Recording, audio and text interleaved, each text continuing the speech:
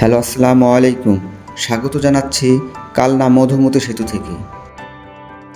মধুমতি সেতু বাংলাদেশের দক্ষিণ অঞ্চলের গোপালগঞ্জ জেলা ও নড়াইল জেলায় প্রবাহিত মধুমতি নদীতে নির্মিত 6 লেন বিশিষ্ট সেতু।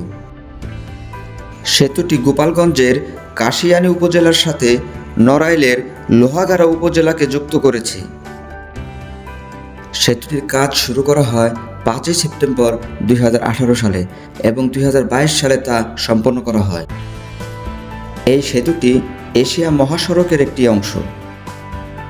সেতুটি 10 অক্টোবর 2022 সালে যান চলাচলের জন্য উন্মুক্ত করা হয়। এই সেতুটির দৈর্ঘ্য 690 মিটার এবং এর প্রস্থ 27.10 মিটার। এই সেতুটি উন্নয়নশীল বাংলাদেশে যোগাযোগের একটি মাইলফলক, যা অর্থনীতির চাকাকে ত্বরান্বিত করতে বিশেষ ভূমিকা রাখে। সেতুটি আজ সরজমিনে দেখা আমাদের সৌভাগ্য হয়েছে, এই জন্য আমরা নিজেকে সৌভাগ্যবান মনে করি।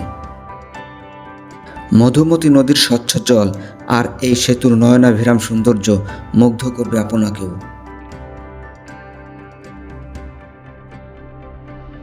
সেতু প্রান্ত থেকে এবারের মতো বিদায় নিচ্ছি। যেতে হবে অনেক দূর। সবাই ভালো থাকবেন। খোদা হাফেজ।